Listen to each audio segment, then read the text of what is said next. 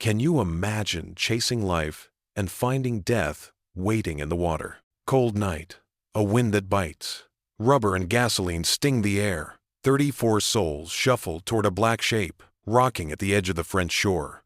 A man named Sami squeezes the tiny hand of his 7-year-old daughter Amira. Beside them, Leila, his wife, tightens the child's cheap life jacket until the plastic teeth meet. No one speaks loudly. Even whispers feel heavy here, as if words themselves could sink. A smuggler hisses, "Quick, no questions." The pump shrieks. The dinghy swells. Every sound is a countdown. Do you hear it? The clock that lives inside danger. They climb in. Bodies press against bodies. Ghosts of homeland cling to every sleeve. A baby fusses. Someone mutters a prayer so soft it's just breath. The motor coughs, snarls, and then roars. The raft lunges forward, sawing the black water. France becomes a smear of light. Home becomes a rumor. "Daddy, will we see the lights on the other side?" Amira's voice is a spark, trying to survive the wind. "Yes, my love," Sami says, borrowing certainty from a future he hasn't met. England is waiting. How far can a promise stretch before it snaps? The motor stumbles. A cough, a wheeze, then silence, thick suffocating silence. For a heartbeat there is nothing, and then everything. The slap of waves, the grinding of fear against bone. Water, someone screams. Ankle deep? Knee deep. They scoop with bottles, hats, cupped hands. The sea keeps coming. What do you do when your fingers are the only buckets left? A man slips. His cry rips the night and vanishes. The water closes like a mouth. The only trace is a red scarf twisting away from them, merry in its own cruel way. How long does color survive in the dark? Leila hauls Amira onto a bag to keep her dry. "Look at me," she tells the child. Not at the water. The wind howls louder, like it wants the words back. The raft spins. Someone fumbles with a phone. The screen blooms and dies. Call, call, call. They chant at the cold glass. Signals flicker. Numbers ring into nothing. Languages collide. Arabic Dari, French, broken English pleas that bruise the air and leave no mark. Amira's teeth chatter. Sami pulls off his coat and ties it around her, knotting the sleeves beneath her arms. Warmth is a story we tell the body, so it will keep trying. "Count with me," he says. 1 to 10. 10 means the lights appear. What bargain would you make with the universe for a child to see 10? The engine sputters, claws at life fails. The sky spits rain, big hard drops that slap faces, erase edges. The raft tilts, water climbs, fear climbs faster. A boy 10-11 is ripped from his mother's arms by a curling wave. The mother dives. The sea answers with a single indifferent roll. Somewhere a man is shouting coordinates that sound like riddles. Somewhere a prayer turns into a sob. Light, a white rectangle in the distance. A ship, there. Arms, wave throats, tear. A flare hisses up and dies in the wet. A flower that never got to bloom. The ship glides past, silent, implacable, enormous. Its wake shouldering the raft like a bully. Hope can be as dangerous as despair when it arrives. Looks you in the eyes and keeps going. Do they see us? Do they choose not to? The wind changes low and mean. Waves muscle over the sides. The raft yawns. The sea speaks in the old language of taking. Bail, a voice orders. Bail or die. They bail. Fingernails break. A plastic bag tears. Someone finds a child's shoe floating in the boat and without thinking tucks it into a pocket like it's proof that small things still matter. Leila grips Sami's wrist. "If you can save only one, promise me, save her." Her eyes are steady. That steadiness is the bravest thing in this ocean. Could you choose knowing the choice would live in your bones forever? Phones dance from hand to hand. At last an answer. A calm voice, far away. "Can you share your coordinates?" The words feel unreal. The sea doesn't know about coordinates. It knows hunger. The voice becomes tin. The tin becomes static. Keep calm. Keep bailing. We are trying to locate you. Trying. Trying feels like a thin rope from a helicopter you can't see. A wave bigger than the last. The raft slams down water, swallowing wastes. Panic detonates. People push toward an idea of the center that doesn't exist. Elbows, knees, teeth. A boy coughs seawater and calls for his mother in a language the sea doesn't speak. A pregnant woman clutches her belly like the only country she'll ever own. The motor hacks itself alive, grudgingly propelling them a few trembling meters. Then it dies, as if embarrassed by its own false promise. The rain thickens. The night pulls itself tighter. "Look at me, Leila," says again, but her voice is thinner now, a wire stretched to breaking. Amira's lips are purple. Sami tries to light a second flare. The wind slaps it from his fingers into the water where it becomes a red tear and then nothing. A horn. A searchlight carves the dark. The beam slices faces into white and shadow. A loudspeaker broken by wind, but real. "Stay still. We see you." For a moment, hearts slam against ribs in relief so violent it hurts. The rescue boat bucks toward them, metal and purpose. A rope arcs through the rain, slaps the raft. Hands grab, hands miss, hands try again. Sami lifts Amira. "Take my daughter," he shouts, and the shout tears him. A rescuer's grip, firm human, hauls the child up and over into a gleaming world of aluminum and floodlight. Amira's mouth forms a word that makes no sound. "Mommy." The raft kicks sideways. The next wave is a wall. Bodies tumble. Leila's sleeve, her hair, her eyes widening. Sami sees them all in strobe flashes. He lunges fingers, closing around her wrist. There's weight. Too much weight. A strap catches. A bag. Papers. Photos. Proof that they existed. "Let it go," he gasps.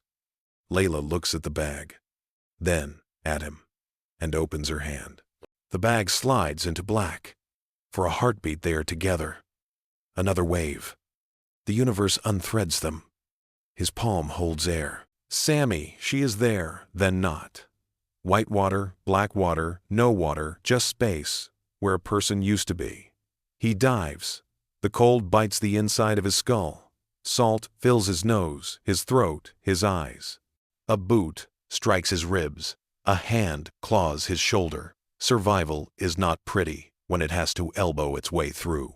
Arms new strong yank him by the armpits, scrape him onto aluminum. He coughs the sea out in ropes. The world sounds far away and too loud. "Breathe," someone commands. A foil blanket crackles around his shoulders, a ridiculous miracle. He turns gagging, grabbing, searching. My wife, stay with your child." A rescuer pleads, eyes red from wind, or something else. The boat circles back. The searchlight combs. The sea offers glitter where faces should be. How long can a name fight against water? The shore is a collage of sirens and steam, foil blankets, paper cups of tea that burn grateful palms, volunteers with gentle hands and eyes that won't meet yours for too long because they know how quickly a gaze can break a person. Amira clings to Sami's neck with the gravity of a small planet. "Mommy." Her voice is a rope he isn't strong enough to hold by himself. A board goes up on a wall. Wet markers write names that stagger across languages. People cluster fingertip to paper, as if touching the letters could warm them. Some names live in the column called alive. Some fall into the column called gone. And then there is the third space, the terrible white space, where a name is missing. Leila belongs to the white space. Missing means the heart has to breathe without permission. Days blur. The wind keeps talking. The sea coughs up a few bodies in its own time, never in the order anyone needs. Someone places candles in a curve that looks like a boat. A man with a guitar plays chords that give shape to sobs. No speeches, no politics, just a silence that trembles and decides not to break. How do you mourn a person and an absence at the same time? In the shelter, the smell of laundry powder is so clean it hurts. A volunteer hands Amira a set of crayons. She draws a woman on a beach waving. The woman's hair is long. The sky is blue. The water is not black here. She draws a paper crane in the woman's hand. For mommy, Amira says, serious as a judge, so she knows the way. A lawyer asks the questions that feel like nails being pulled from wood. Where did you come from? Why did you leave? Who put you on the boat? Each answer tastes like rust. At night when the building sleeps, Sami whispers into the darkness as if the walls know geography. Leila, can you hear me? I will say your name until this room remembers. Is it possible for a whisper to carry across water? People on screens argue. Some demand harsher lines. Some blame smugglers with clean hands. Some speak of policy. But at the long tables of the shelter, grief is not a talking point. It's a spoon that trembles and spills soup back into the bowl. It's a jacket left on a chair by someone who won't sit in it again. It's a child waking at 3 a.m., calling for a mother in a voice that splits a father in two. 1 week later, the sea is gentler, as if ashamed. Sami and Amira walk to the shore. They bring a small wreath twigs and a blue ribbon that once tied Amira's hair.